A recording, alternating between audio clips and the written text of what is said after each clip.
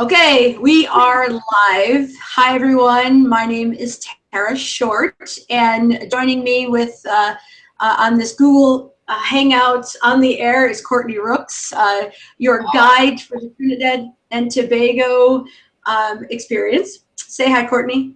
Hi.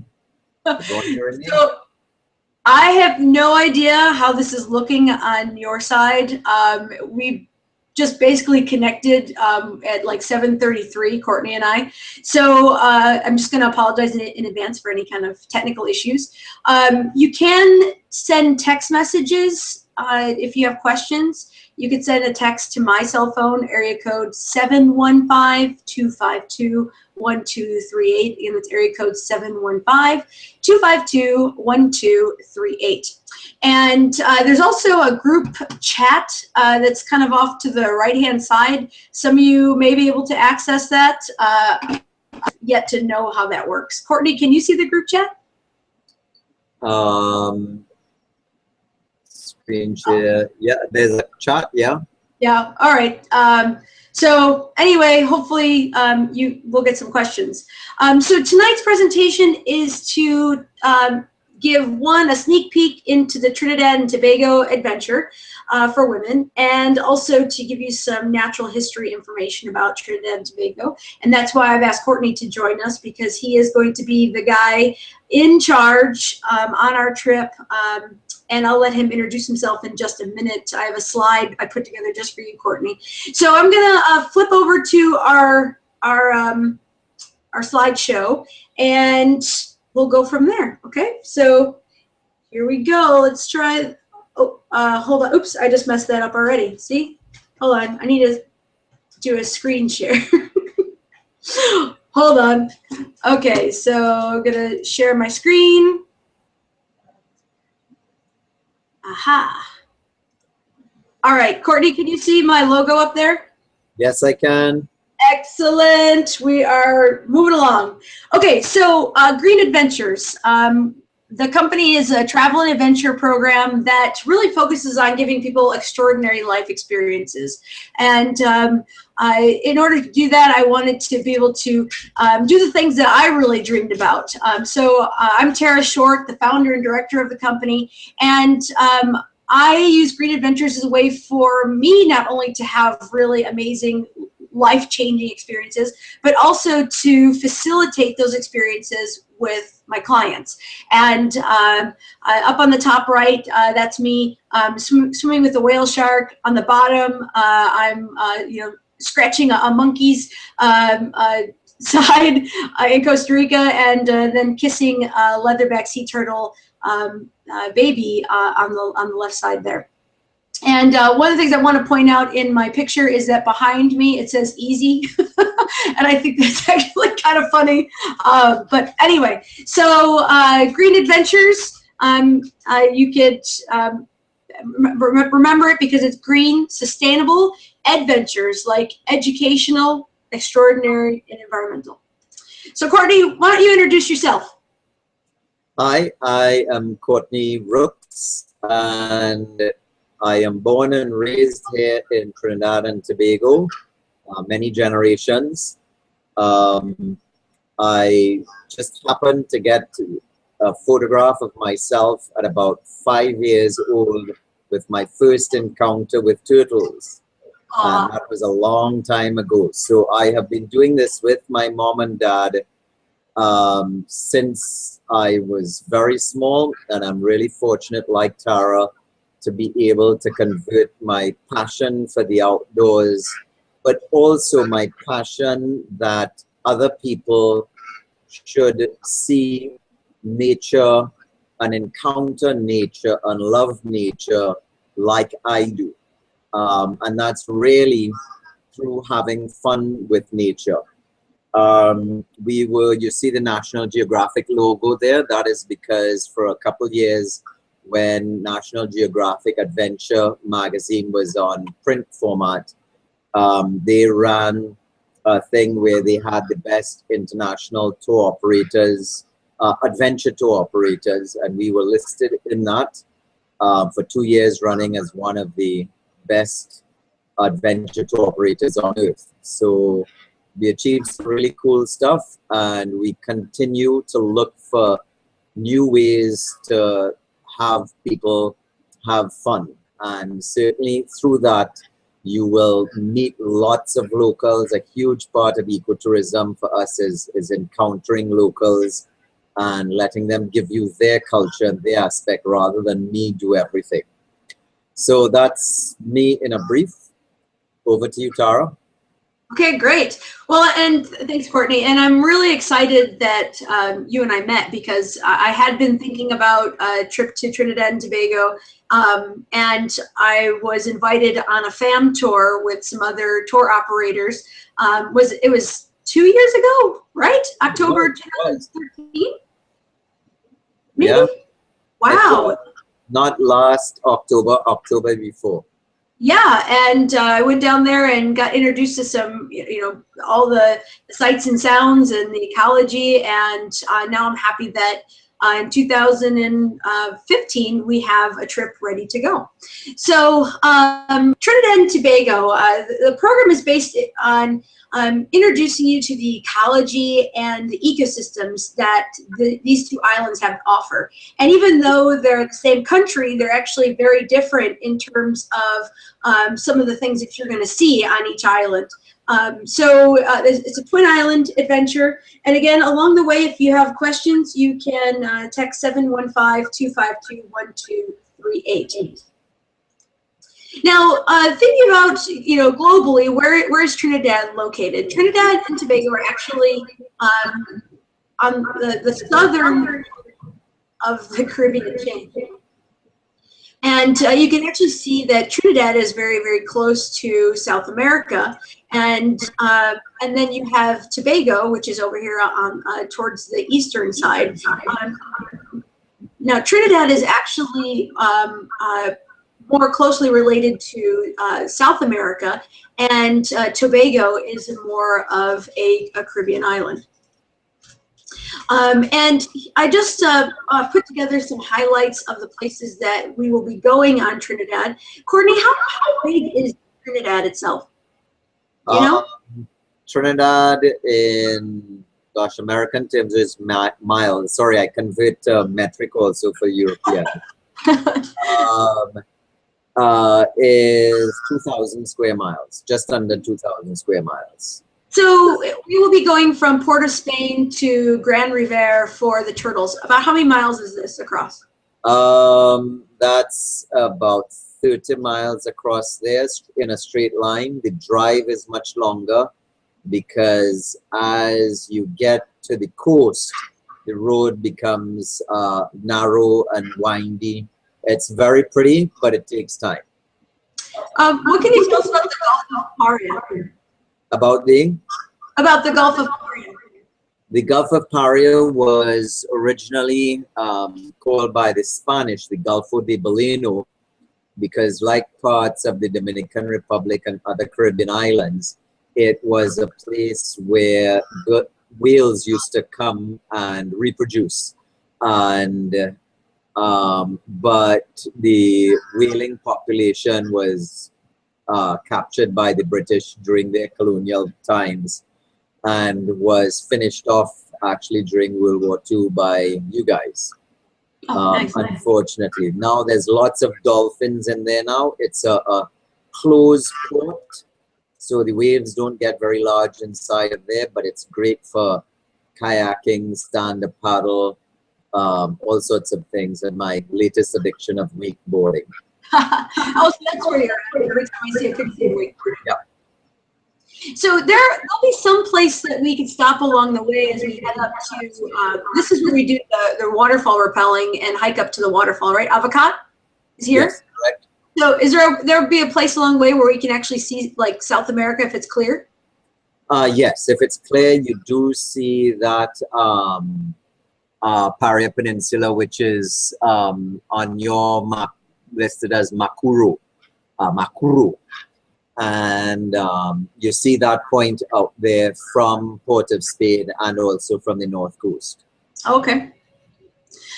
So we're going to focus first on Trinidad, and then we'll talk about, we're basically just going to go through the itinerary and talk about the highlights of each day. So everyone's going to fly into Port of Spain. Some of you are coming in earlier, and some of you are just coming in, some people are coming in significantly earlier, and some are just coming in the night before.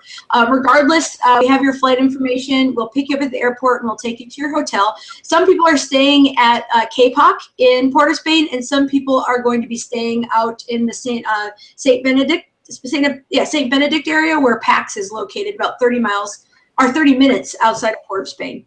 And so we will spend the night at Pax on the night of the 12th, and then go to the airport on the 13th and fly over to Tobago. We'll spend 3 nights out on Tobago, then we fly back here to Port of Spain, and we're going to drive to Grand Riviere. This is Grand Riviere, right? Correct. And that's where we'll have our sea turtle experience. And then we will come back to Port of Spain, and then another day we'll come down here to go kayaking in the mangroves. What's the name of that location again? Nariva Swamp. Yes, Nariva Swamp.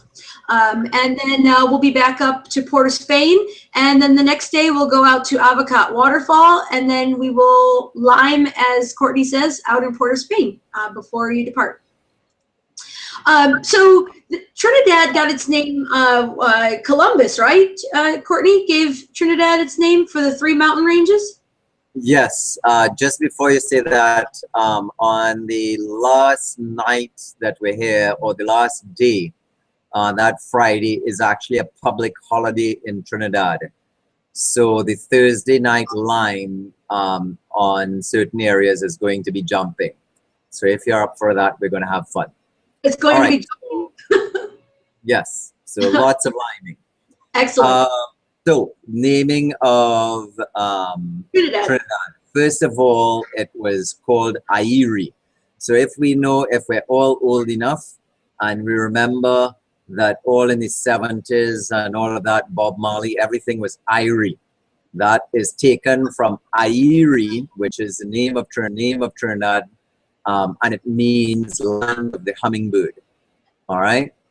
And that, of course, was trumped by Mr. Columbus, who had named everything else he had encountered in the Caribbean after Spain.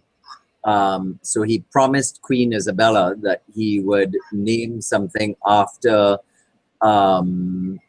something holy, after Jesus or Mary or whatever, and he called it after the Blessed Trinity, because he saw the northern, central, and southern ranges.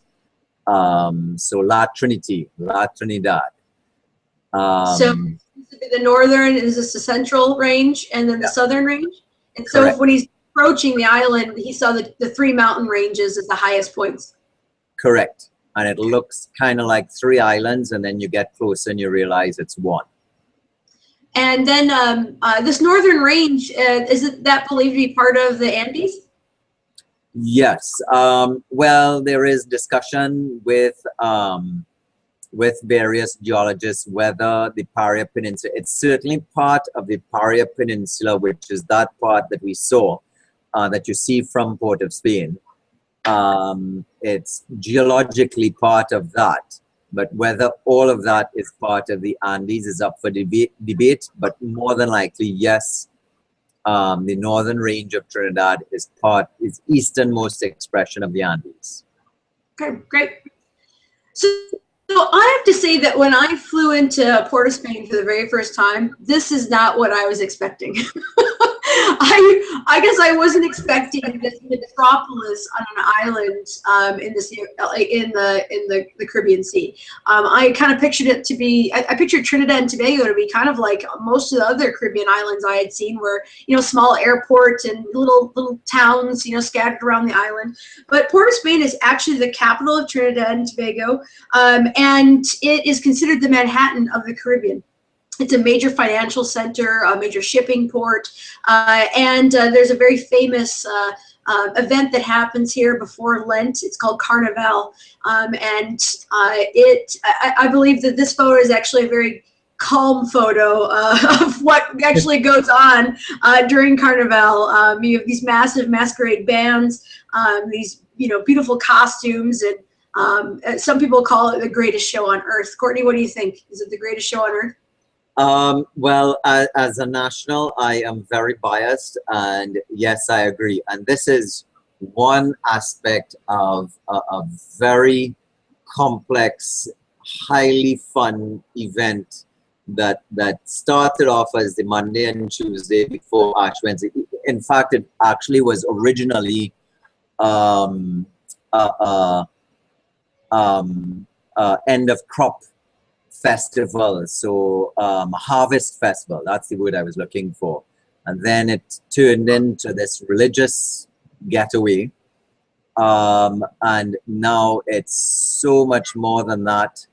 There are huge amounts of aspects to it, and brought into the mix, of course, were many African fertility rituals and dances and all of that has led to my birth and many of my friends and all that being in October, which of course is 9 months after Carnival. Funny. Nice. But Carnival happens like we said, like before Lent starts. So that won't be happening during your visit to Trinidad. And actually, we'll be staying at a place just outside of Port of Spain that I mentioned a few minutes ago, in the St. Benedict area called Pax. Now, I was really excited when Courtney showed me this location because not only is it nestled about 1,200 feet in elevation overlooking the valley, but it's got a wonderful history. It was once a Buddhist monastery, and that was in the 1900s. No, when was that? The Buddhist monastery, do you know? Yeah, 1900s. Yeah. And then it became a boarding school, and now it is a guest house where pretty much anybody who's interested in kind of a laid-back, rustic, place with soul and some charm, and particularly birders too, will come and stay at Pax. It's now actually not Buddhist. It's Catholic. It's run by Capuchin monks. Oh, Capuchin monks. Okay. And that's where Pax gets its name from, because that's peace. And it's our oldest eco lodge in Trinidad. It is just about 105 or 6 years old now. And here's a view of just some of the gardens around Pax. It attracts a lot of different types of birds. Before we look on the inside, I just want to show you these really nice open area verandas where you can come sit, have coffee, or drink your wine in the morning or in the evening before and after activities.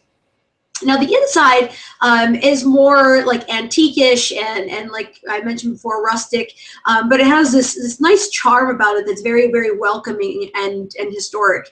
The rooms are pretty basic but nice and clean. There's some rooms that have these queen-size beds, and of course singles. Most of the rooms are not air conditioned though, and some of the rooms have their own private bathroom. I think there's like 3 of them that have a private bathroom, but the rest we use a shared kind of dorm style a bathroom down the hall. Again, here's a view of a veranda looking out. What is this view of, Courtney? Do you know? That is the Carney Plains. It's south of the northern range, and actually somewhere off in the distance is the airport. Speaking of airport, so on June 13th for some of you, and then my second group on July 14th, basically your second day in Trinidad, we will depart pretty early for the airport, and we will fly Caribbean Airlines over to Tobago. this flight is about 30-40 minutes total, and we land in Crown Point International Airport on Tobago, and then we're gonna move over to Footprints Eco Lodge, which is right around this area here. So you want to give them some idea how long Tobago is? How many miles long? Tobago is 22 miles long. And it's made up of two parts where it says Buku, Pigeon Point, Crown Point area is a limestone flat plateau in that area. And then the rest of it is volcanic and very mountainous. It's not very high mountains. It doesn't get as high as Trinidad. Trinidad gets up to 3,000 feet, whereas this gets up to just under 2,000. But very steep. And then there's an interesting story about how do you actually pronounce the name and why the name is pronounced the way it is? Or how did Tobago? Yeah, it's a derivative of tobacco. So it's the original First Nations mixed with African pronunciation and a little bit of European mixed up of tobacco becoming Tobago. All right, so if you come here and pronounce it like it's original tobacco and say Tobago, you've immediately identified yourself as a foreigner. So to be sounding like a local, you have to say Tobago. All right, so I made that mistake and called I said we were going to Tobago. That means everyone's a Tobago or Tobago. No, what's the wrong way to say it? Like Tobago. That's the wrong way, which is Tobago. Tobago, yes, because then people would be toboggans. So I want to point out that we will basically be we'll be driving along the Atlantic side for a little while till we get to Scarborough, and then we'll cross over to Plymouth. And Footprints is kind of like in this area. Wouldn't you agree, Courtney? It's kind of here. Yep. And that's where we're going to stay for 3 nights. And we will be doing some activities down here near Pigeon Point, and in this bay, we'll be doing some stand-up paddleboarding. Is this where you want to do some snorkeling in Buku? Yep. Okay. And then we are also going to do some snorkeling in Parlatouvier, right? Correct. And then we are going to take a long ride up to Charlottesville, where we're going to do a stand-up paddleboard experience there, and paddle over to a bay called Lover's Bay. Lover's Bay, yeah. So do you have anything to add before I go to the next slide? We'll also do a rainforest hike in the middle, right there. Okay, yeah. That will be in the world's oldest protected rainforest. Now, it's not the rainforest that's old, it's that it was protected since 1776, which National Geographic listed as the first conservation act of mankind as a whole, a legal conservation act done by a government. I actually have some pictures of that in a few seconds. Now, I just got a message from Lori saying she can't see anything. So, so I hope that we are actually broadcasting. I believe that we are. So this is Footprints Eco Lodge. And it is it faces the Caribbean side. And what I love about this Eco Lodge is that it is nestled in these beautiful gardens, and they've worked hard to reforest the property that they're on. You can kind of see through the trees here. There are some, like there's a building, and that's where some of the rooms are located. I'm going to show you other pictures in a second. But they have saltwater pools, and I'm getting more text. I'm wondering if more people can't see this. All right, well, I'll just keep going. All right, so this is one of the saltwater pools, and this is actually the garden house, so it's a little further up. It's not right on the beach, but what's beautiful is all of the property, all the rooms have their own pools. And here's access to the beach right in front of Footprints. There's a small coral reef out there, so this would be a nice place that you could take your mask and snorkel and just do some basic snorkeling and bobbing around, you know, in 3 feet of water, and you might see eels and urchins and some corals and little schools of fish. The rooms are very nice and sustainable. And here's one of a typical room. With this particular room, I'm not sure if all of their lodging has this, but this room has a garden like shower. So you are you know, it's very well protected. There's like a hill on the other side. So, I mean, no one's like watching you take a shower, but you feel like you're showering in the jungle. The food is locally sourced, and a lot of it does come from their garden. They try not to use any you know, prepackaged or anything with a lot of packaging. You know, Courtney, I couldn't remember what this was, and I didn't know if you happen to know what it was, but I remember it was delicious. Do you happen to recognize any of this stuff? Well, it looks like it might be curried beef with cassava, maybe, or breadfruit. Actually, no, that's breadfruit. Yeah, it was breadfruit. I mean, it was so good, and it's a great substitute for potatoes. Yes, and healthier. And much healthier. Yeah. So here's kind of an overview of their property. Here's the beach that I showed you when we first started the slide, and then all the different pools and the different lodging that's throughout the garden. And you could just spend your time walking around the gardens looking and identifying the animals. And Courtney and Mia, the owner of the property, will gladly show you around and introduce you to the inhabitants of their garden. The day that before we start our snorkeling, so after your first night, the first morning, we will get a yoga instruction. What was this type of yoga called, Courtney? Do you remember? I forget. I'm not good with yoga. Kundalini. I want to say Britain will come across like Kundalini yoga, I believe. And I think it's just a really great way to set intentions for the week, what you want to get out of it. And also the physical aspect of it is, you know, just the stretching and relaxing before we head out and go snorkeling. So this is the day we would do some snorkeling, and this is Parle-Touvier, is that correct? Yep.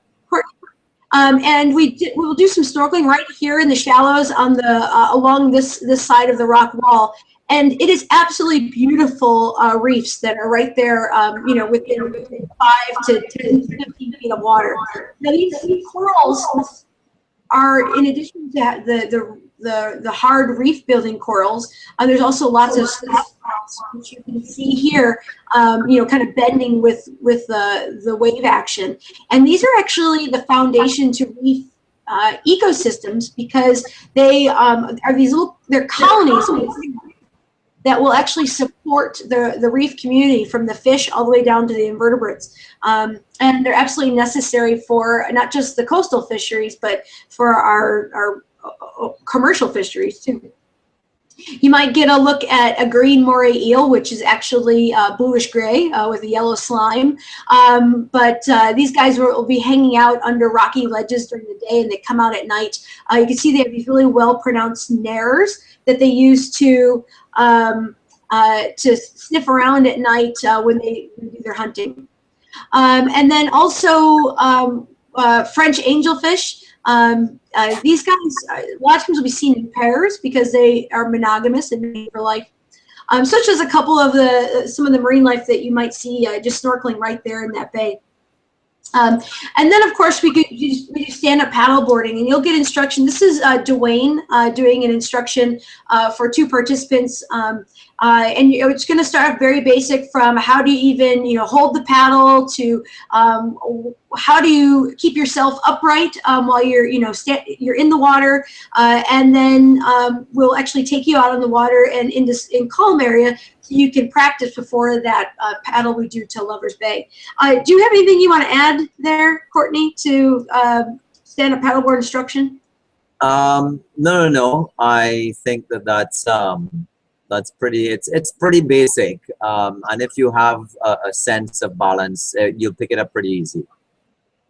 And this is Pigeon Point. What can you tell us a little bit about Pigeon Point?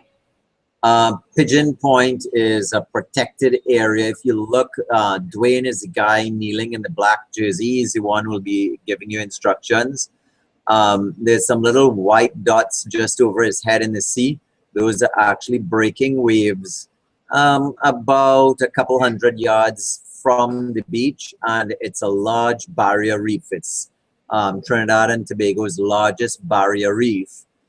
So inside of the protected bay is this sand point that it's now pretty much covered with coconut palms, as you can see there, which coconut palms are introduced as a original estate product, but it's no longer an estate.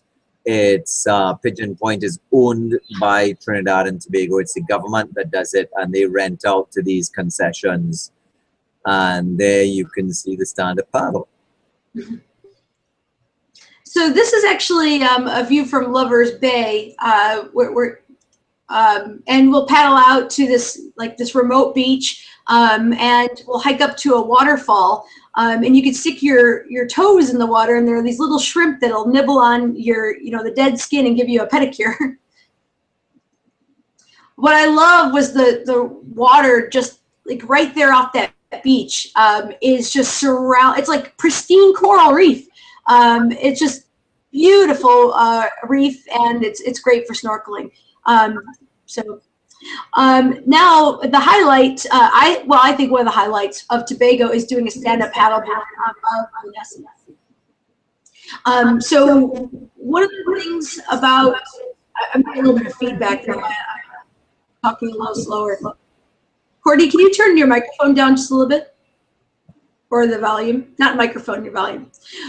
So it's very, very difficult to get pictures of the bioluminescence when you're out there. So this is a stock photo taken from someplace else, but it's nonetheless impressive. We'll be out under a moonless sky, just full of stars. The only light will be the starlight. And as you are paddling over this calm lagoon, your wake will disrupt the organisms, and they, as a means of defense, will light up because they think they're being attacked, so they light up to scare off their predators. But what ends up happening is this avatar-like experience where the whole the wake around your paddleboard will light up in this fireworks display. You'll see fish darting around underneath you with streaks of blue-green following behind them. We'll be paddling in a mangrove, so we'll go up to the mangroves, and with your paddle you can tap the root system, and it looks like, as Dwayne would say, Rasta dreads that are glowing with this, because of the organisms that are even on the root system of the mangroves. So I would say that's definitely a highlight. Now, in terms of preparing for what to wear that night, there can be mosquitoes. So I would recommend wearing light long pants and a lightweight long sleeve shirt. Even if you jump in the water, which we'll encourage you to do, so you can create these fireballs of bioluminescence and have fun, just feeling like a kid playing in the water again. When you get back out on the paddleboard, you'll still be protected from the bugs, just in case we run into them. Anything you want to add to that, Courtney? No, that sounds about good. Okay, and then here's just a picture of that rainforest you were talking about. Do you want to describe the scene, Courtney? Oh yeah, that's the rainforest, and it's a fairly ancient Amerindian trail that was the original road that connected through, that actually my dad was the first one to resurrect this trail for ecotourism purposes, and it has become a standard by which many others try to emulate the trail. This that we're watching at is a flower of the strangling clusia, that's fairly common along the trail. Is that what we just saw? And we'll chat about. Let me see if I can go previous. Is that what this is? These things? Are those the strangling? No. No. Okay. Not it. I'm so glad Courtney's here to help present with me, because as many of you know, that my true passion and where I spend my most time has been the Sea of Cortez for the last going on 7 years, and Alaska. So I'm happy to be adding Trinidad and Tobago and also Costa Rica to our lineup, but they are still kind of foreign to me. So really appreciate you being here, Courtney, to help share some information. So those are pretty much the highlight activities of Tobago, and then we will fly back to Trinidad and go see the turtles at Grand Riviere. Now, I was so amazed at walking along the beach, because this is what I was most excited about, because I've always wanted to see sea turtle nests and sea turtles. And so there were a few things that definitely shocked me when I went out onto this beach. One is how many eggs were like broken from the hatchlings. And this is a nest that, you think this was naturally excavated, or you think something got to them here, Courtney? I think that's a combination of it being naturally excavated and then something trying to find if there were any remainders down inside of there. Probably a dog. Yeah, all right. And so, yeah, those are some of that was another thing that I was surprised about, was to see vultures and dogs, prowling the beaches, looking for baby turtles. But also, this is the very first time that I've seen turtle tracks. This is like of a mother who looks like heading back to sea, and you could see where her fins were digging in the sand and her tail was dragging along the sand.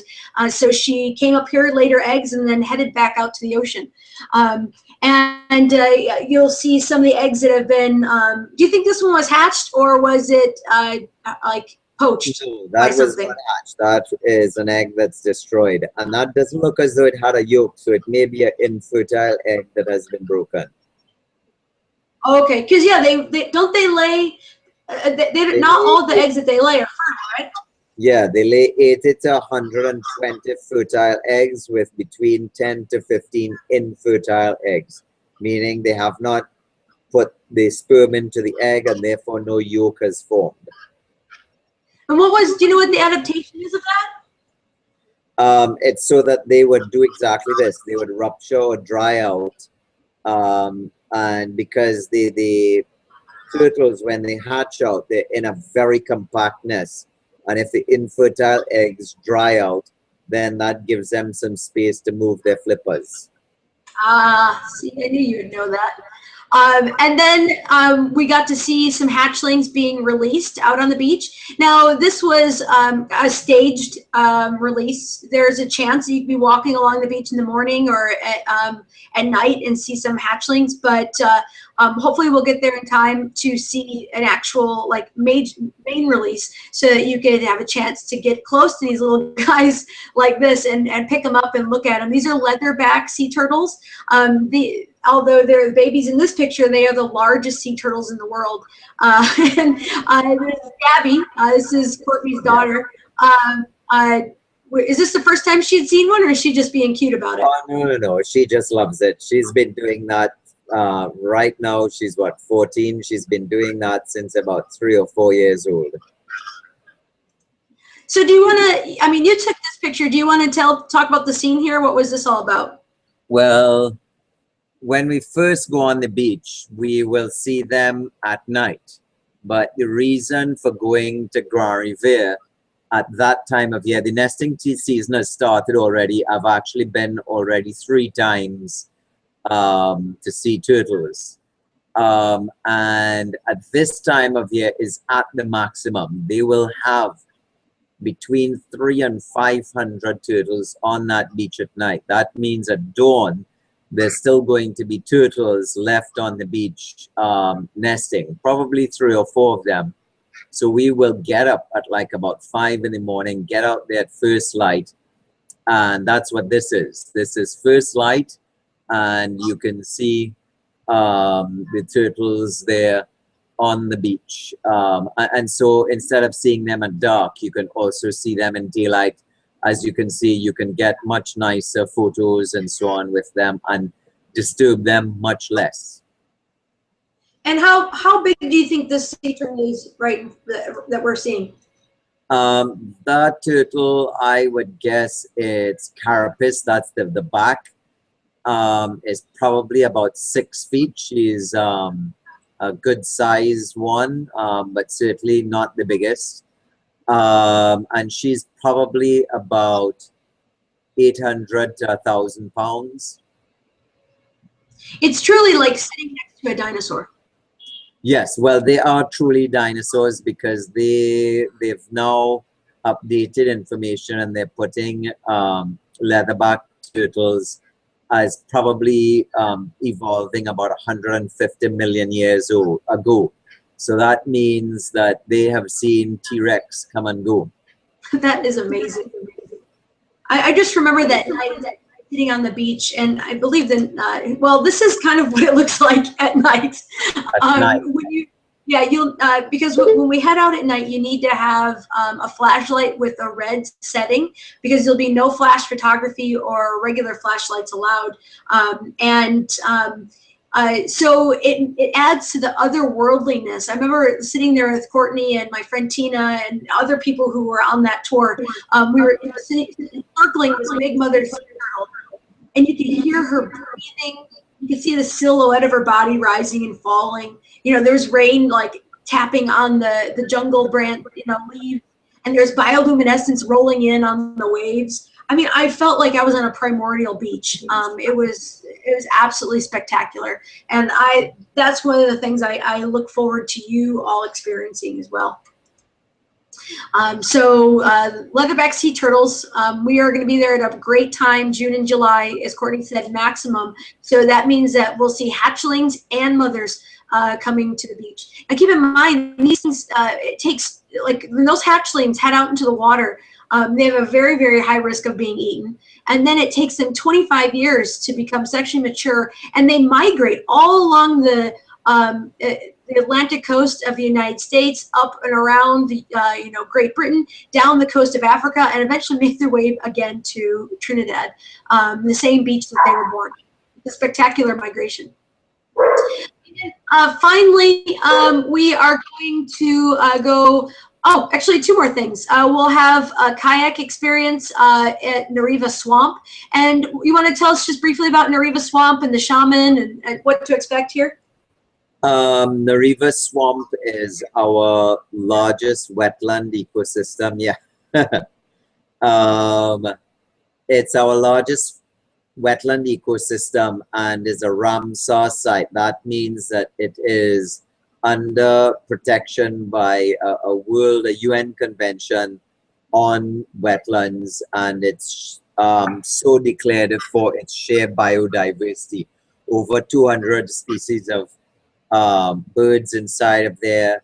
There is the red mangrove swamp that we're seeing. There's also marsh forest, palm marsh forest, bloodwood forest, and we'll be then hiking in here into the lowland seasonal forest where we will be looking for red howler and capuchin monkeys.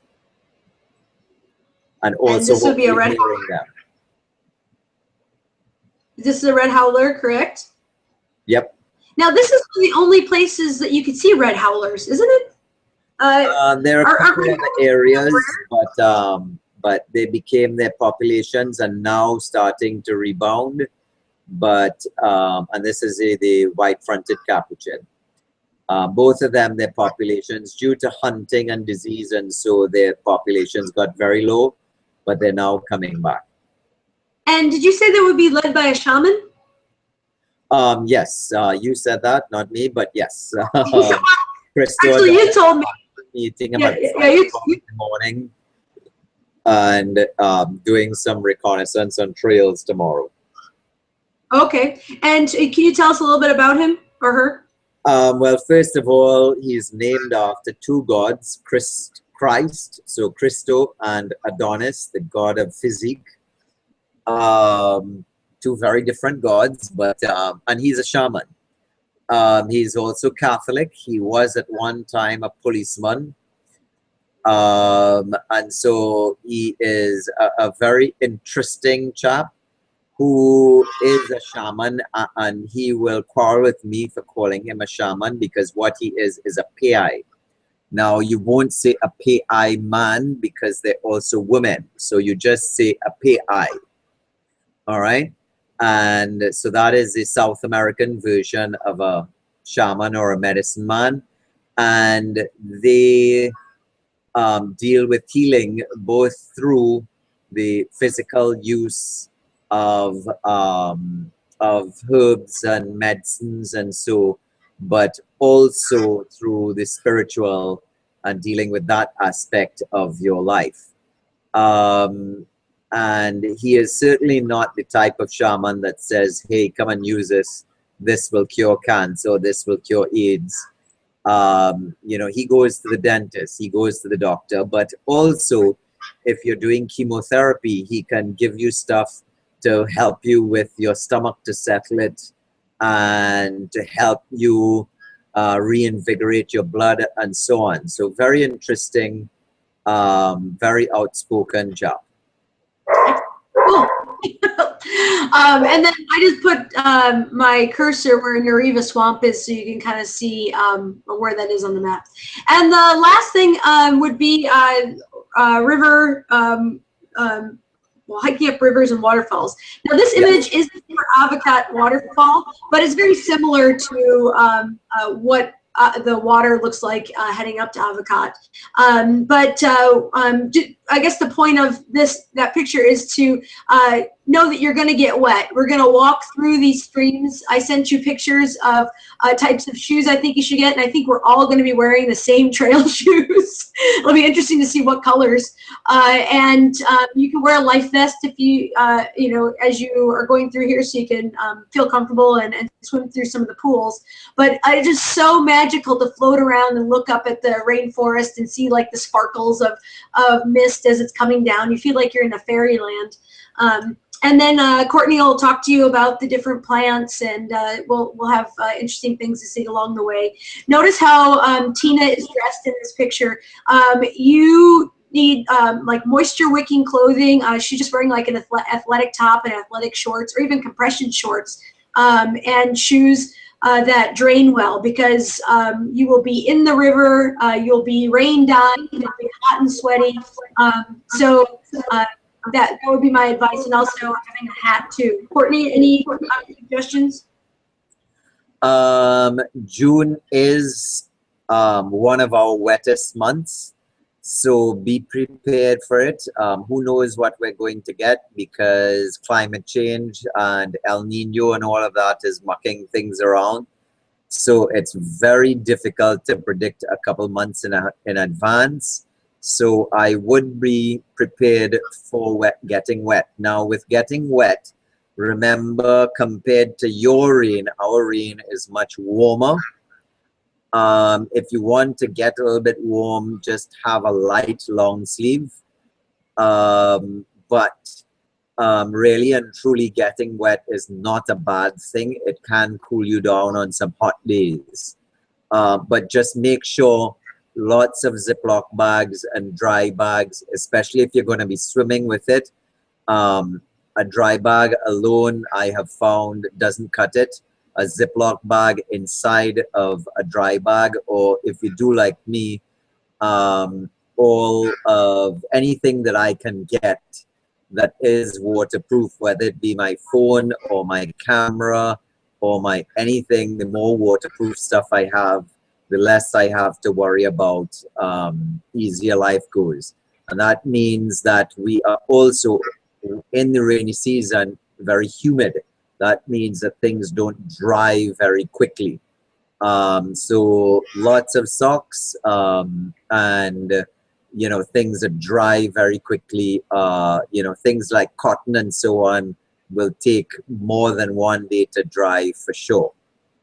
Yeah, we want to avoid cotton at all costs. Just synthetics, anything you would wear to, like, you know, the gym. I guess some people are wearing cotton t-shirts these days, but you want to go to the athletic section of Target, or even, go to LL Bean or an outdoor store and get something that is synthetic moisture wicking. Also, looking at the backpack here. Now, you don't necessarily need a big pack. We were carrying some extra ropes and things up to the waterfall. It was just the two of us and just Courtney and his daughter. So, but you should have a day pack that can carry, the things that Courtney had mentioned, dry bags to keep things dry, long sleeve shirt. I had a windbreaker, like light windbreaker rain jacket that helped me warm. Because once you get up to the waterfall and you're kind of hanging out there, the breeze coming off the waterfall can be kind of cool too. Now, you don't have to bring a helmet. These are supplied, and this is only if you want to do the waterfall rappelling. And hopefully, we could take a moment to show people how to do just rappelling in general. They don't have to go down the waterfall. I put this picture in here because this is a kind of significant plant. Courtney, you want to say the name of it and what it does? I mean, not what it does, but why. Yeah, this is the Chaconia, which is our national flower, and it grows wild here in Trinidad. And at that time of year, you should see the flowers. And what you're actually seeing, the red parts are actually leaf bracts. They're the leaves that display that there is a flower there. And the flower is the orangey gold little part up just above it. That part, yep. And I'm sorry, did you mention that it was after the Spaniards' horses? Yes, so we actually have a thing that this is how when Spaniards dressage their horses with the gold on top and then red leaves going below. So it's named after that because, of course, we were a Spanish colony for a long time. All right. And then this is when Courtney got me to climb up this rock face. We will do, it really depends on time and what people are interested in terms of teaching rappelling and rock climbing. But if you want help, go ahead. Yeah, go back to the other slide. Sure. Okay. Right, so the guy, bald head guy at the top, oh, yeah. You will get to meet him. That's Sheldon, that's my assistant. He and I have been working together for, if not close to 20 years. Yeah, he is my right hand. And I have found that where I excel at natural history, he's not as good at natural history, but he is just a really wonderful guy. And when you are scared about something or something like that, he's the guy that's going to get you through it. Yeah, I don't have a picture of it, but during our fam trip, I remember Jill, she just needed a little extra TLC in certain spots, and Sheldon was right there to her hand to catch her, yep. And not in a situation like what we're looking at right here, but just like walking along the rivers, it can be slippery, and he has great customer service. So yes. I'm paying attention to detail, and you'll love him. Courtney, you want to describe what's going on here? Well, this is me taking a photograph of someone doing a rappel, and that's how we set up the rappels for the waterfall. The rope, we'll actually have two ropes. One rope you'll be on a safety line, and then each rope will be anchored at 4 different spots, and you will be using proper rappelling techniques. We will teach you the technique, take you through it step by step by step, so that you'll be completely safe. And Sheldon will be down below, so that if you do have something, yeah, you can see that that's Tara down below replacing Sheldon, but that's exactly where it's called a fireman's rappel. And so if you have some sort of problem, the person below will grab onto you. and make sure you're safe. And here's a spectacular view of coming down the waterfall. And you could take a moment to just hang there and, you know, watch the water pouring over the ledge. And then you end up in this beautiful pool at the end. So that's kind of an abrupt end to the show, but that's pretty much the program in a nutshell. So let me just go back to my screen. And let's see, I want to stop sharing my screen. And do you see me again? Yay. Well, so good. Well, I think, Courtney, we covered everything, and thank goodness you were here. I do hope that people were able to see this. If not, that's fine, because I do see that it is live and this is being recorded, so they can watch it at a later date. You could, everybody should be on the Facebook group, so you can ask Courtney or myself questions. I know some of you are going to do the bat tour before the trip starts. So if you have questions, you can talk to Courtney about that, and I'll be in touch. And then we'll be in touch soon about pre-travel stuff. You have your paperwork I have to give you, liability waivers. We'll talk to you about your hotel arrangements for those of you who are coming in early, and any other logistics. Great. So, all right. Well, thank you, Courtney, for taking the time to be on here. And I guess good night, everybody. Bye. Night.